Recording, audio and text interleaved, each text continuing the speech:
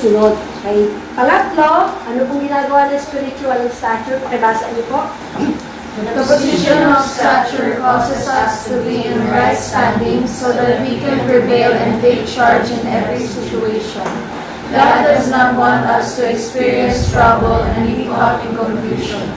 God will release upon us in the process of His healings so that we have maturity in spirit stature before God. So makita po natin dito na yung pong maging right standing tayo sa Panginoon. Kung nagkakaroon man tayo ng trouble sa ating buhay, i-assess natin.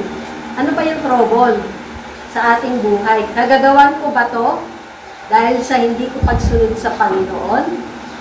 I-repent agad at gawin ng tama kung ano pinagagawa ng Lord.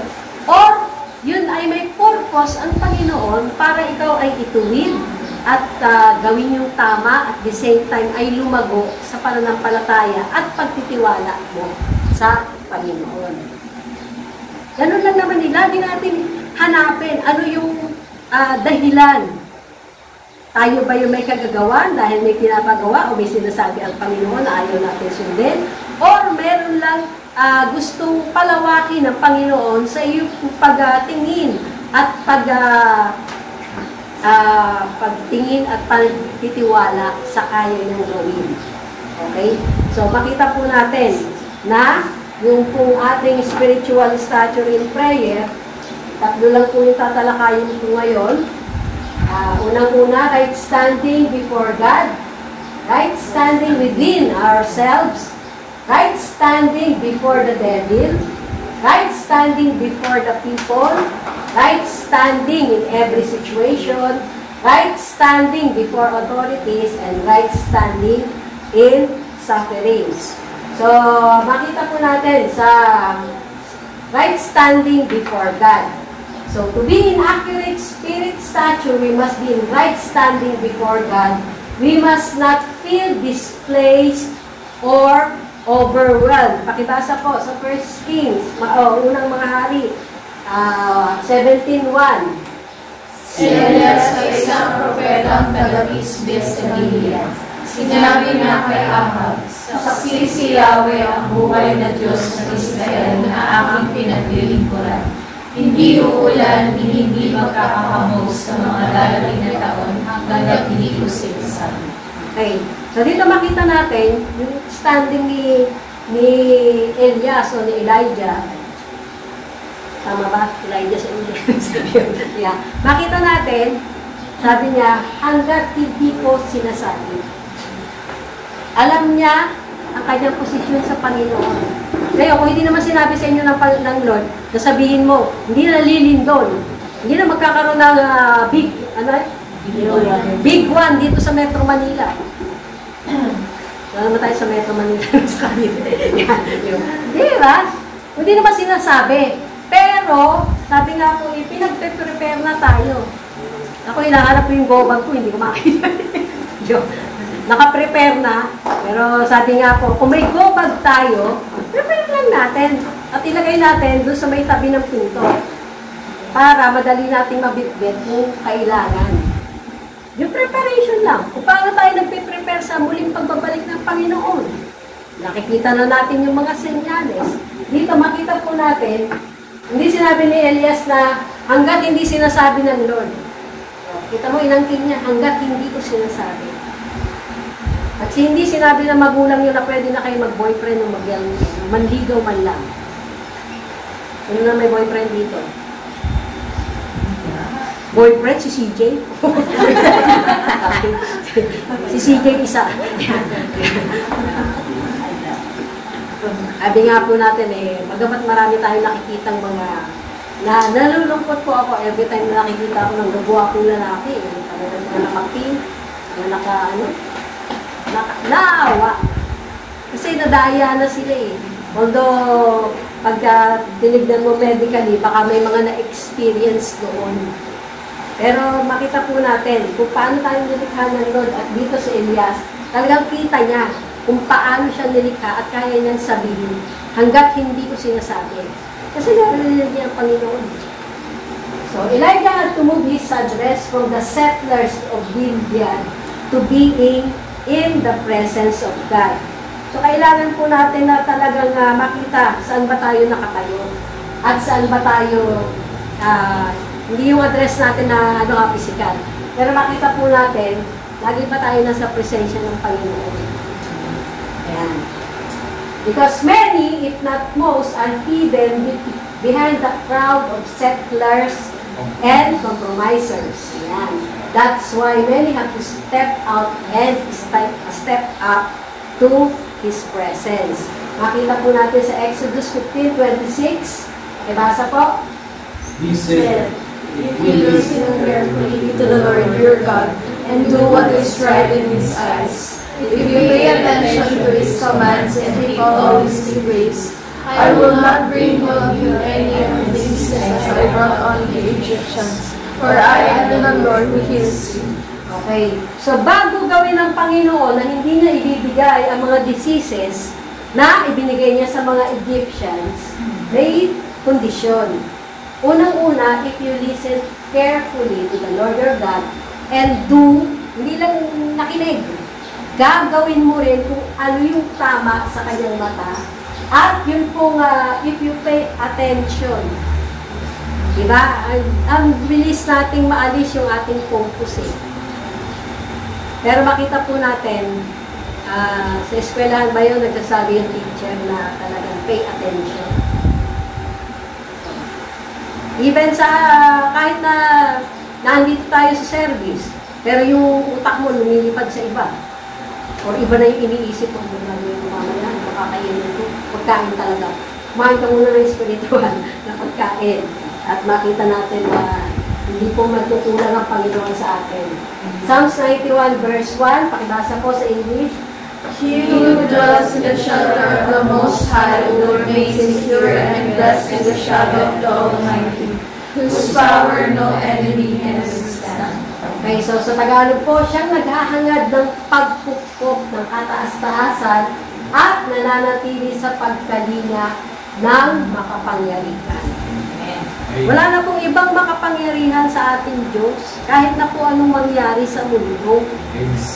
Although, sabi ko nga, habang ako'y nagsasamsam ng sinampay nung nasa terrace ako, tsaka biglang yung punog at kidlat, baka tamaan. Hindi naman ako natakot, baka tamaan ako. Kaya lang may mga kawad yung aking, yung hanger na alambre ang gamit ko.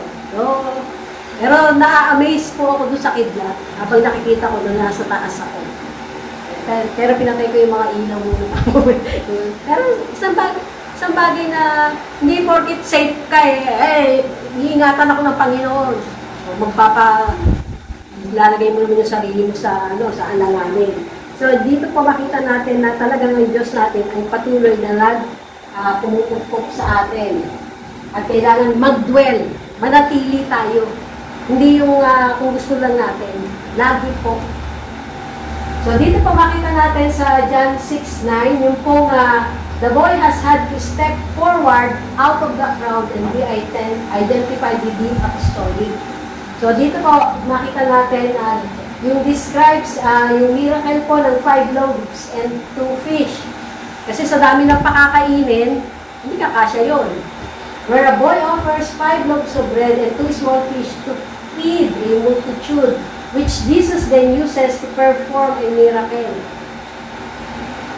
Tanong, yung bang nasa kamay nyo na nais ng Panginoon na ibigay nyo o in-offer nyo sa Panginoon?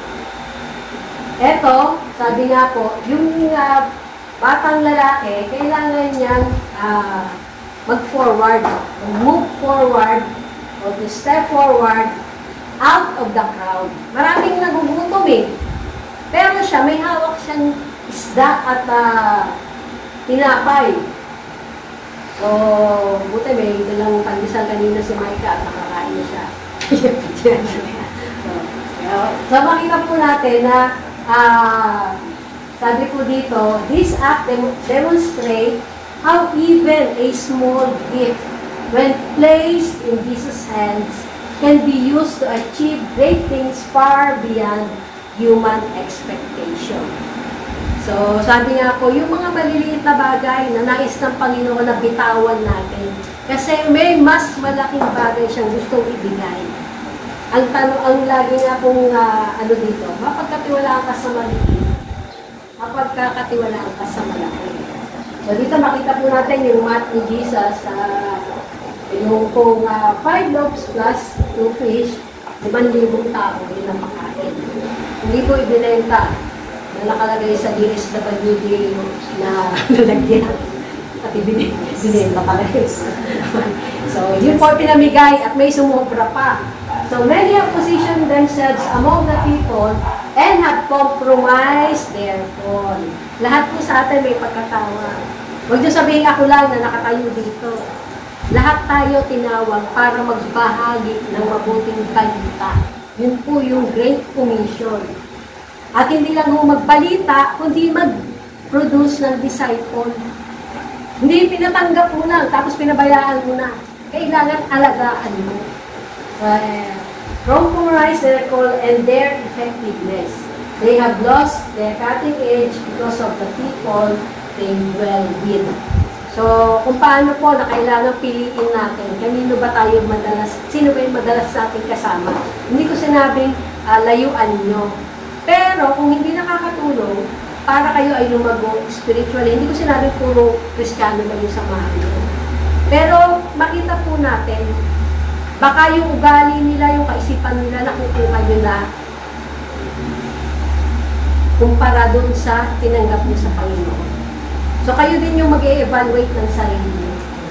So, sabi po sa Isaiah 6 verse 5, pakibasa po. Then I said, it is bad for me. My life is at an end. I have lips that are unclean. I live among people with lips that are unclean. With my own eyes I have seen the King, the Lord Almighty. Yan. So, makita po natin, even yung komunidad o yung community na kung saan tayo naroon. Sabi nga I live among people with lips that are unclean. Yan. Pagka nasa lugar po kayo na lagi na nakakarinig ng masasamang salita, mura, diba? Kaya nga po nung napalipat kami doon, talagang tahimik. Wala akong makausap eh. Puro nasa loob yun. Okay. Ngayon, makita po natin. So, sabi nga po sa 1 Corinthians 15:33, do not be deceived. Bad company ruins good morals. Okay, so pipiliin po natin. At yun po sa Proverbs 12:26, the righteous choose their friends carefully, but the way of the wicked leads them astray. So, binigyan po tayo ng Panginoon ng kakayahan na piliin ang ating pong mga sinasamahan at ginagawang kaibigan. So, sabi po sa Proverbs 13:20, walk with the wise and become wise. Associate with fools and get in trouble. So, sabi po sa Psalms 1:1, pakibasa po. Blessed and fortunate, prosperous, and favored by God is the man who does not walk in the counsel of the wicked, following their advice and example, nor stand in the path of the sinners, nor sit down to rest in the seat of scoffers. So, nakita po natin, blessed. Blessed. Wala naman naling. Nakita po natin, blessed yung tao na hindi po naglalakad sa counsel ng mga masasama. Mandahiya ka sa tax na binabayaran mo. Huwag ka na magbayad. Diba? Habang nagkakaedad po kasi talaga nakalimutan ko yata. At minsan may mga sabi nga po dito, yung kung mapalad ang taong hindi nakikinig sa payo ng masama at hindi sumasama sa masama nila, sumusunod sa masama nilang halimbawa. Nakikita natin kung anong ginagawa, sumusunod pa tayo. Okay? Hindi siya nakikisama sa mga kumukutya at hindi nakikisangkot sa mga gumagawa ng ayan, nakita yung aking kopya. Pero makita po natin na hindi po na isang Panginoon. Dahil, sabi nga po, yung contamination na mangyayari, The contamination of the people we walk with can cause our position and call before God to become useless. Alam mo may tawag ka. Sino mo alam dito na may tawag ang Panginoon sa kanya? Pero magiging useless yan pag hindi mo ni-nurture. Even yung mga talento nyo, ako'y natutuwa sa ang mga magulang ay sumusunod sa Panginoon at nakikita ko yung favor sa mga anak. Mga dean's listers, mga talagang nakikita na yun pong hindi dahil nagbibigay ng yung mga magulang nila. Pero nakita po natin na yun pong legacy. Ganon din po yung mga talagang nag-aaral ng mabuti. Okay? Hindi puro gadget, hindi puro K-pop, hindi puro K-drama, kung ano mang K. Kung ano mang K. Kasi yung anak ko yung, Mami, ito panoorin mo. Teka muna, hindi pa makakanta. Mga ganong klase. Kasi alam niya kada tanghalian, kumakain ako sa kanin ginawa. O yun sa gabi. O yun yung mga habang nagtitiklop ng damit. Yung ganun, lagi naman mga nanay, di ba? Multiple job. Ay, sasabi po dito sa 1 Kings 18:15, Then Elijah said, As the Lord of hosts lives, before whom I stand, I will surely present myself to him today. So, we cannot operate in stature until we know how to move into His presence and operate. Hindi lang yung nag-move tayo sa presensya ng Panginoon, pero alam mo mag-operate dahil alam mo yung way ng Panginoon. Alam mo yung way, alam mo yung will niya, at alam mo yung stand niya.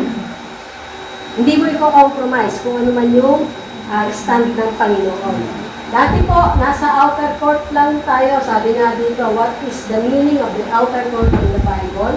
The outer court was the place for atonement, worship, and cleansing in preparation to meet God. The altar of sacrifice was also known, was made of acacia wood overlaid with bronze, which is a picture of Yeshua bearing the sins of man on the cross. So makita po natin, bago makapasok doon sa Holy of Holies, ang dami pang dadaanan. Pero dahil sa ginawa ng Panginoong Jesus, kaya na po natin at makakapasok na po tayo. So, Jesus is the gate to the Father's house. All are welcome at the altar of the cross. He is our perfect sacrifice, the only one we will ever need. Kinuha na nga niya sa krus ng Kalbaryo eh. Kasalanan, kahirapan, problema. Hindi ko sinasabing hindi na kayo magkakaproblema. Magkakaproblema. Pero, alam natin na kasama natin ng Panginoon even sa ating problema. At nasa Kanya yung solusyon. Sabi nga, when we come to Jesus, we are washed by the Word of God. We are made clean. Kaya gaano tayo kadalas maligo ng Word of God? Na tayo po ay nalilinis. So, before Christ, only the high priest could enter God's presence once a year. Now, because of Jesus' sacrifice on the cross, He is our forever high priest. Through Him, we have peace with God. Ang tanong, ini-enjoy niyo ba yung kapayapaan ng Panginoon? O lagi kayo nag-worry para sa kinabukasan? Kung sabi sa Matthew, sapat na yung problema ngayong araw na to. Huwag mong isipin agad yung kinabukasan. Pero may due date ka rin. Napaghahandaan, binabudgetan. So, Hebrews 4:16, pakibasa po. For we do not have a high priest who is unable to sympathize with our weaknesses, but we have one who has tempted in every way that we are yet without sin. Let us then approach the throne of grace with confidence, so that we may receive mercy and find grace to help us in our time of need. Okay, makita po natin, nagkatawang tao ang Panginoong Jesus para maka-identify po sa mga pinagdaraanan natin bilang tao. At before siya mag-minister at during ng kanyang pag-minister, every madaling araw, lumalapit siya sa Ama sa Langit dahil kailangan niya yung lakas na kinakailangan niya para gawin yung trabaho niya. Kaya within 3 years tapos ang kanyang ministry. Sabi nga po, nakaka-approach ba tayo na may confidence doon po sa throne ng grace? At yun po mercy at yung grace na kinakailangan natin na tulong in times of need. Lagi tayo may pangangailangan, di po ba? Pero kung alam na natin yung pangangailangan, tinugon na ng Panginoon. Thanksgiving mo lang. Lord, salamat. Na tinugunan mo na to at inaangkin mo ko yung katugunan mo. So, but when the work of the Lord Jesus Christ has been completed in heaven, as well as on the earth, we have been given a place together with Him. Yan. In the heavenly places, far above all ruler, power, and principalities na kalaban natin dito sa mundo. So, alamin natin, ano yung posisyon natin? Sabi, the Holy Spirit is signifying that our place is with Him, and we look out from His throne. Our position is at the throne, and our perspective of all things is from His perspective. Kaya nga kailangan alam niyo yung salita ng Panginoon para alam niyo ano yung perspective niya or yung pananaw niya sa mga bagay-bagay na meron tayo dito sa mundo. Our view is from where He is sitting. So, we are not looking for victory, we are moving from the place of victory to victory. We are not just entering His presence, but we are carriers of His presence. So, makita po natin, we need to receive a clear revelation of the change of our resident address. Temporary lang po, pamumuhay natin dito sa daigdig. Kung paano temporary yung buhay natin nung makasalanan pa tayo at nung tinanggap natin ang Panginoong Jesus. And start living in His presence, then there will be fullness of joy sa kabila ng mga kahirapan, problema, stress. Every time na nai-stress kayo, bigay niyo agad sa Lord. Para siya na ma-stress. Para hindi na kayo ma-stress. Diba? So dito po, sabi sa Psalm 16:11, pakibasa po. You made known to me the path of life. You will fill me with your joy in your presence, with eternal pleasures at the right hand. Okay, so yung pong path of life. Hindi po path of death ang binigay ng Panginoon. At Psalms 21, verse 6, pakibasa po. For you have made me most blessed forever, and you have made me exceeding glad with your countenance. Okay, so makita po natin, exceeding glad. Tayo ba po ay natutuwa, nagagalak? Lagi. Yan. Pangalawa, right standing within ourselves. Yan. Kilala mo ba sarili mo? The ability to stand strong with a clear conscience comes out of the place and position of favor in God. Many have fallen before their enemies because they have a shipwreck of the conscience and have fallen before their own eyes. Okay. So, makita po natin kung paano tinignan ang kanilang sarili. So, mga Numbers 13, verse 33. Pakibasa po. Nakita namin doon ang mga higante. Sila ay mula sa lahi ni Adam. Mga tinakulungan kami iarambing sa kanila. Tinitignan nyo ba ang sarili nyo tipakulan sa mga problema kinakaharap nyo? Sa mga pagsubok na kinakaharap nyo? Malaki ang Diyos ko, pero tipaklong lang ako. Di ba magkaiba yun? Kung malaki ang Diyos mo, malaki ka rin. Kahit na hindi malaki yung height mo. Di ba? Pero dito makita natin, nakita nila higante. Malalaking tao lang kung sino mga 7 foot. Ganun. Pero yung tingin nila sa sarili nila, tipaklong, napakaliit naman yun. Sabi po sa 1 Timothy 1:19, pakibasa po. Tataglayan ang tibay ng pananampalataya at malinis na buti. May mga taong hindi sumunod sa kanilang buti at dahil dito ang pananampalataya nila ay natulad sa isang barkong nawasak. Pasakay ka na ba, Brother Richard, ng barkong nawasak? Di ba? At least bulag yung barko. No? Pero makita natin yung, kailan lang, di ba? Yung nawasak yung barko. Hindi niya napanood dito. Hindi itong ano ha, pero meron akong napanood. Talagang naghanap sila, wala nang buhay. Yung Nakailang araw kasing palutang-lutang yung mga, ito lang yata yun, na ano. Hindi naman dito sa atin, yung bagyo noon. Napanood ko lang sa balita. Dito po sa 2 Timothy 1:3, tuwing inaalala kita sa aking panalangin, sabi ni Pablo kay Timothy, araw at gabi, nagpapasalamat ako sa Diyos na aking pinaglilingkuran ng may malinis na buti, gaya ng ginawa ng aking mga ninuno. So makita po natin dito na sabi na yung mga taong hindi sumunod sa kanilang budhi at yung pananampalataya nila ay natulad sa isang barkong nawasak. At dito naman, natutuwa siya kay Timothy na sabi nga na pinaglilingkuran ng may malinis na budhi. Malinis ba yung budhi natin sa paglilingkod sa ating Panginoon?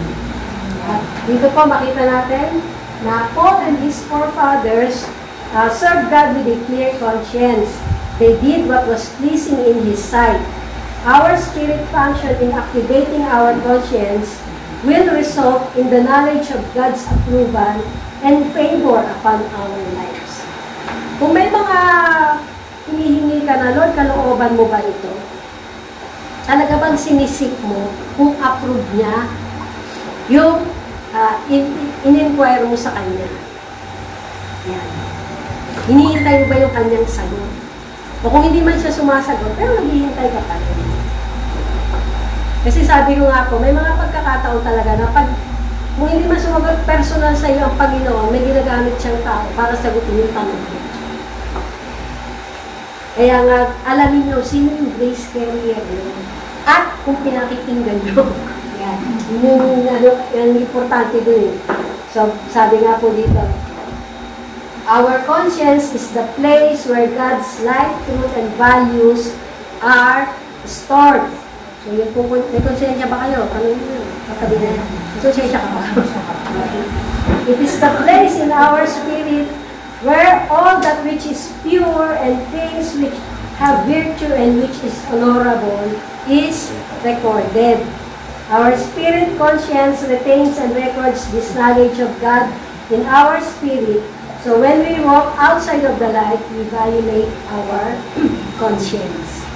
So pagka may ginawa po tayong mali, o meron tayong truth na pinanghawakan pero pinabayaan na natin, dahil may narinig tayong ibang turo or ibang kaya po importante po na isa lang yung source natin.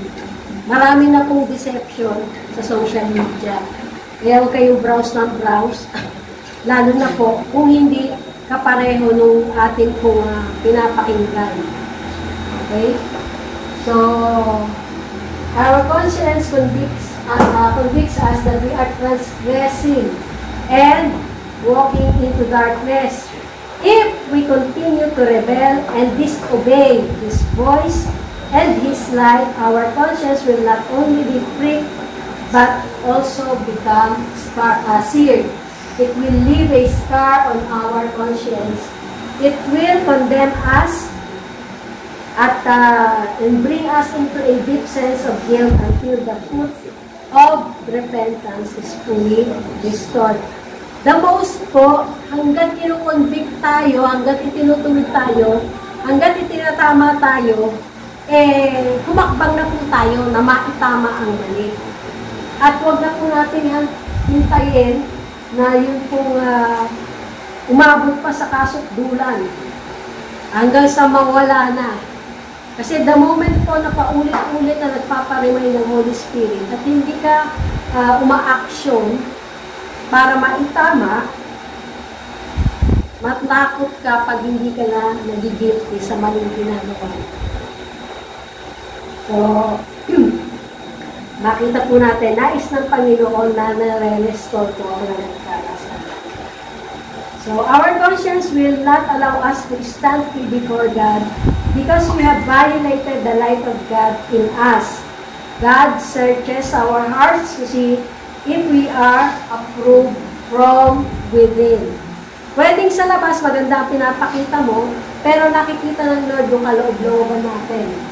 So, sa Proverbs 20 verse 27 po, the human spirit is the lamp of the Lord that sheds light on one's inmost being.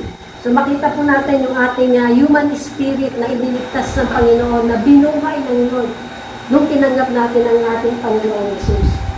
Sa Proverbs 20, sa 27, makita po natin na sabi nga po sa isang version na hindi na po nakalagay dyan, says that the spirit of man is the lamp of the Lord and the candle of the Lord that searches all his inmost being. This verse signifies that our spiritual stature, our conscience, acts as God's light to illuminate and reveal our innermost thoughts, hidden motives, and deepest parts. God uses this innate spiritual capacity and conscience within us to enable self-reflections and to reveal what is right or wrong within ourselves. Alam mo, tama yung ginagawa mo, pero mali pala. Nabasa po, 1 John 3, 19 to 22. By this we will know without any doubt that we are of the truth, and we will assure our heart and quiet our conscience before Him, whenever our hearts agrees us in will. For God is greater than our heart, and He knows all things. Nothing is hidden from Him because we are in His hands. Okay, so wala pong natatago, kaya kahit magtago-tago pa dyan, walang natatago sa Panginoon. Alam niyo po yung katotohanan yan. 21-22. Beloved, our heart doesn't complete us of guilt. We have confidence, complete assurance, and boldness before God. And we receive from Him whatever we ask because we early and consistently keep His commandments and do the things that are pleasing in His sight, habitually seeking to follow His plans for us. Ganun ba tayo? Yung habitually seeking to follow His plan for us. O yung plano pa rin natin sa ating buhay. Sabi ko nga po sa inyo, sa mga magbo-boyfriend o mag-aasawa, siguraduhin nyo kung hihiwalay kayo sa inyong mga magulang. Magamat yung pamilyang Pilipino, tradisyonal, gusto kasama. Pero dahil na lamang ko po yung katotohanan yun, kaya kahit sa anak ko, sa palang naman yung nag-asawa, talagang bago pa magsabi, nung time na nagsasabi, sabi ko basta kang iwalay mo. Magbuo kayo ng sarili nyo, godly family. Simulan nyo sa simula. Okay? So, makita po natin na yun ang nais ng Panginoon eh. Yun yung standard ng Lord. Kaya nyo, papagawa kita ng bahay. Di ba yung mga magulang? Ito, dito yung lalo na kami, 6 kami. Talagang yung bahay na pinagawa, hindi naman sa 6. Sa 3 lang kasi. Yeah. Pero makita po natin, hayaan natin na ang Panginoon ang gumawa sa buhay ng ating mga anak. Kung tayo, yung responsibilidad natin na palakihin sila sa maayos, pag-aralin, at patuloy na turuan kung paano mamuhay ng buhay na nakalulugod sa Panginoon. Yun po ang gawin natin. So sabi nga po dito, nare-reject po natin yung light ng Panginoon kung po yung binaviolate natin kung ano yung sinasabi ng Lord. So we are now walking in the darkness and the covering of the blood of Jesus has been removed. The hedge of protection has been systematically removed by this disobedience. Alam na po natin yan sa buhay ni Adan at ni Eva. So, kung ayaw nating mawala yung hedge of protection ng Panginoon sa ating buhay, sa ating karir, sa ating kabuhayan, wag po natin i-violate yung mga ibinigay sa atin ng Diyos na patakaran at na dapat sundin. So,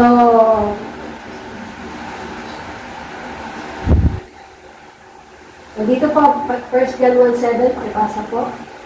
But if we really walk in the light that is in conformity with the presence of God, as He Himself is in the light, we have through unbroken fellowship with one another. He with us and we with him. And the blood of Jesus, his Son, cleanses us from all sin, by erasing the stain of sin, keeping us cleansed from sin in all its forms and manifestations. So makita po natin na talagang nilinis na po tayo ng dugo ng ating Panginoong Jesus. At kung may mantsa mang maiwan, i-erase din po yan. The moment lang na magsisi agad tayo at lumapit sa Panginoon, na may pagsisisi sa atin po naging kasalanan, huwag na natin patatagalin. Kasi magkakakalyo na yung puso mo eh. Okay naman pala ako eh. Okay pa rin ako sa Lord. Akala mo lang yun. Pero yung hedge of protection at yung paglilinis ng dugo ng Panginoon, hindi mo na ma-enjoy. Sabi ko sa Job 1:10, pakibasa po.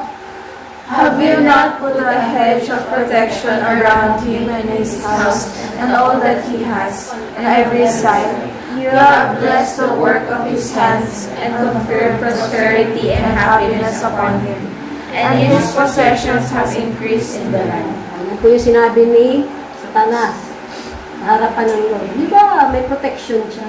Alisin mo. Pinahintulutan siya, pero wag gagalawin ng buhay. Pero naging tapat pa rin si Job. So makita po natin, God's power is our shelter through all of life's storm.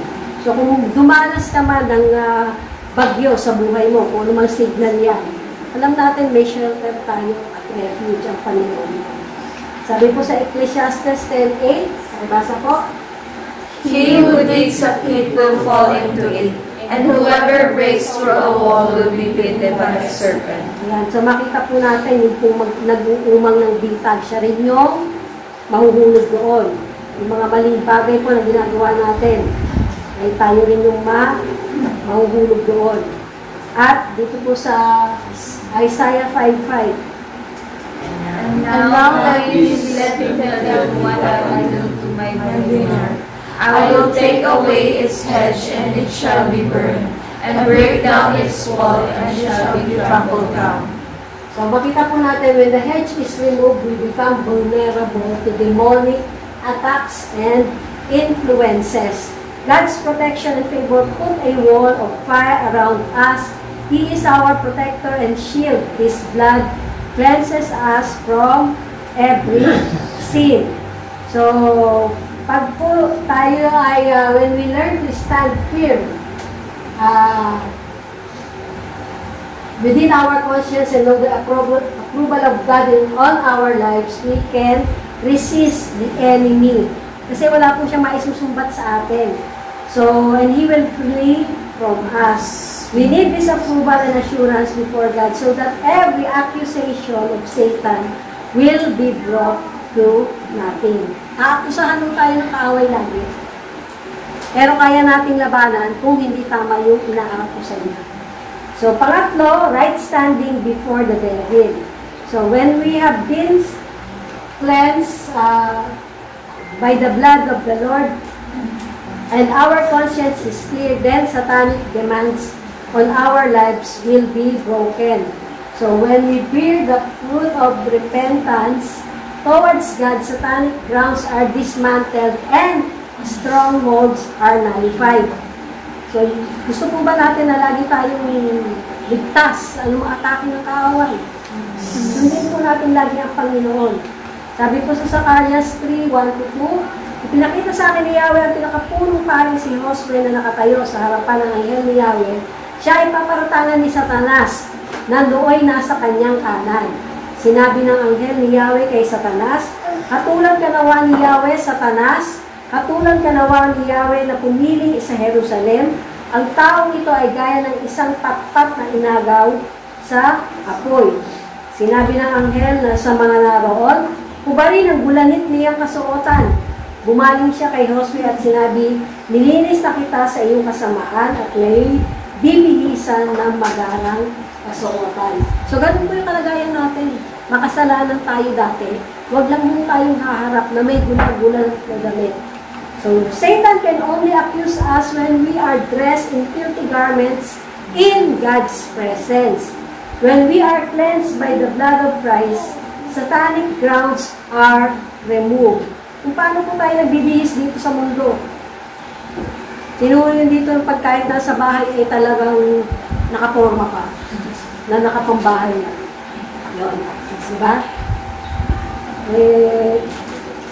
Pero kung haharap po tayo sa Panginoon, sa kanyang harapan, siguraduhin natin maayos ang ating kasulatan.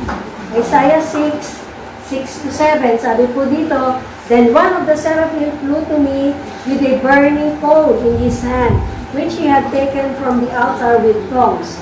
He touched my mouth with it and said, 'Listen carefully. This has touched your lips. Your wickedness, your sin, your injustice, and your wrongdoing is taken away, and your sin atoned for and forgiven.'"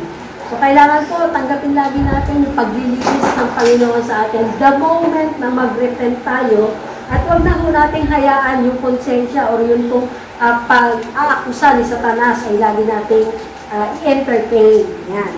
Sabi po sa Pahayag 12:10-11, pakibasa po. At narinig ko ang isang malakas na tinig mula sa langit na nagsasabi, "Dumating na ang pagliligtas ng Diyos. Pinamalas na niya ang kanyang lakas bilang hari. Ipinamalas ni Kristo ang kanyang kapangyarihan, sapagkat itinapon na mula sa langit ang nagpaparatang sa mga kapaligiran, araw at gabi sa harapan ng Diyos." Nagtagumpay ang mga ito laban sa Diablos sa pamamagitan ng dugo ng Kordero at sa pamamagitan ng kanilang pagpapatotoo sa salita ng Diyos, at buong puso nilang inaalay ang kanilang buhay hanggang sa kamatayan. So, sabi po, Satan can operate his deception and exercise his power to condemn us when our sins have not been cleansed. He can accuse us before God. At kaya makita po natin, the righteous judge will not be able to protect us pag hindi po natin, if we insist in giving Satan the ground for the accusation. Kung hindi nagbabago, kung hindi nag-iba, kung lagi mong ginagawa yung ipinagbabawal ng Panginoon. Sabi nga po, the devil doesn't come with horns and pitchfork. He comes promising to fulfill your fleshly desires. Sabi nga po okay na magsugal. Sino nagsusugal online dito? Sabi nga patatamain ka lang. Minsan. Para ka matuto at patuloy na magpatuloy. Di ba yung mga sabungero?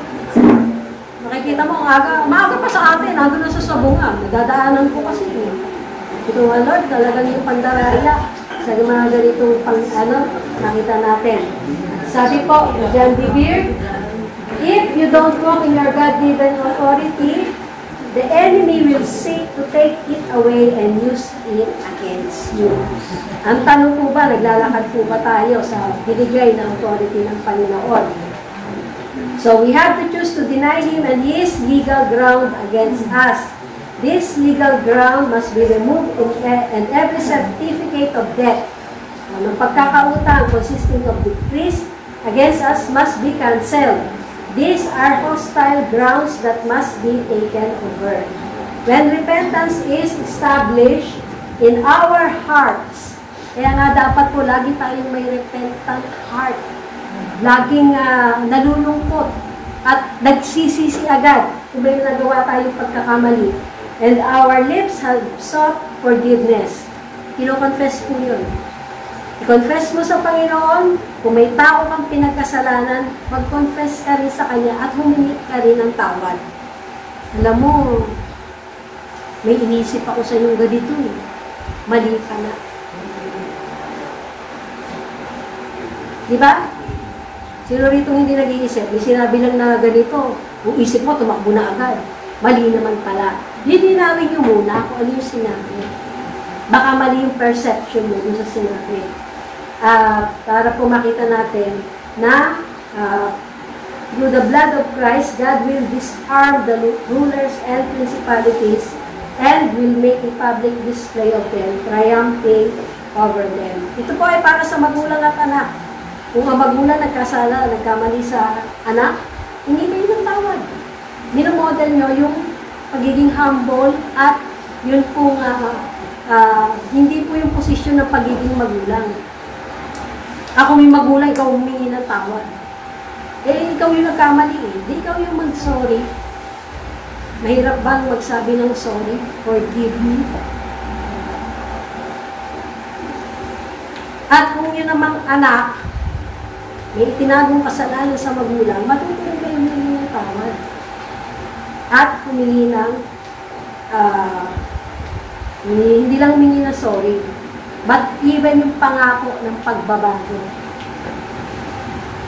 Okay? So, sabi po dito, Jesus disarmed the spiritual rulers and authorities. He shamed them publicly by His victory over them on the cross. So, yung pong our victory through our repentance shuts out the enemy from furthering his advancement into our lives and our territories. Kung ayaw na nyo nang lumawak pa yung sakop ng kaaway sa inyo pong buhay, sa inyong kaisipan, sa inyo pong mga bagay na ginagawa, sa inyong business, o kung sa ano pa man, huwag nyo pong hayaan. Kingdom advancement po ang sinabi sa atin ng Panginoon at hindi po yung pag-further ng kaaway or gawa ng kaaway sa ating buhay. So, God wants us to be in right standing before the devil so that we can advance kingdom purposes on the earth. God has given us the keys of the kingdom to bind the works of the enemy and subdue his power. So, the gates of hell cannot prevail against the church. So, yun po yung stand natin sa harap ng Panginoon. We can quench every fiery darts and flaming arrows of the evil one through our faith in His Word. All the schemes of Satan can be exposed and overcome when God's presence is dwelling with us. When we are clothed in the full armor of God, satanic powers and rulers are subdued and brought down. So, yung pong the record of charges against us is cancelled. Yun po yung panghawakan natin. But every day, lagi po natin isuot yun po armor of God. Wag po kayong susugod nang wala man lang kahit isang armor. Di po ba? Minsan sugod tayo na sugod eh. Sarili lang natin yun. Kaya talo ka lagi. Pero kung suot mo yung binigay ng Panginoon na armor, kaya po natin pagtagumpayan. At patuloy po, when the church submits to the head, she is delegated with kingdom authority to bring all God's enemies to become a footstool at the feet of Jesus. Pakibasa po, James 4:2. Submit yourselves therefore to God. Resist the devil and he will flee from you. Okay, so bago kayo mag-resist sa devil, kailangan muna mag-submit. Hindi yung basta ka-resist ng resist. Ay, command you, Satan. Hindi mo naman sinasabit ang sarili mo sa Panginoon. At panghuli po, James 4:10. Humble yourselves before the Lord and He will lift you up. So, dito po natapos ang ating tatlong spiritual stature in prayer.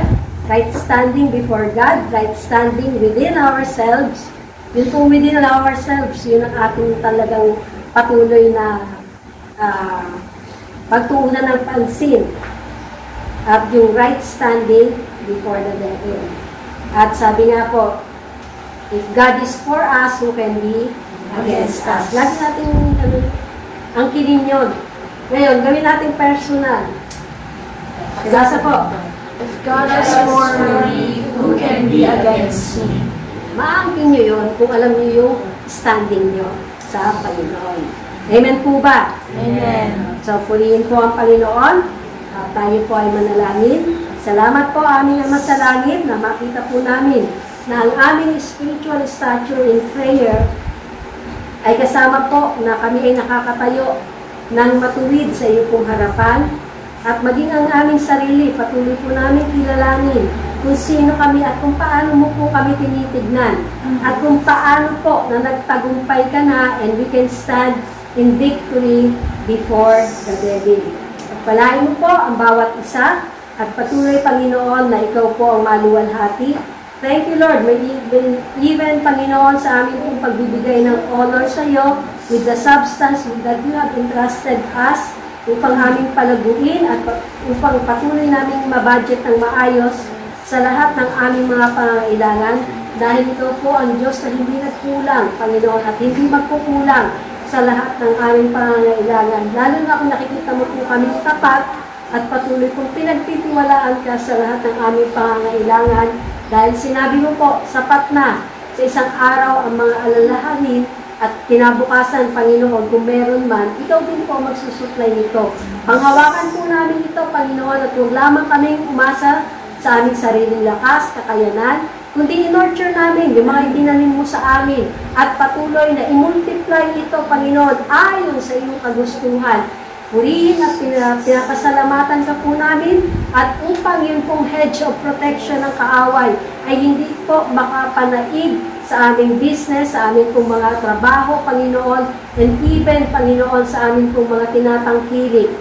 Salamat po sa wisdom upang mabudget ng maayos kung ano man po yung aming tinatanggap. Pagpalain mo po ang bawat isa at ikaw po maluwalhati sa aming pagkakaloob sa pangalan ni Jesus, kung aming sama at dalangin na may pagpapasalamat. Amen. Amen.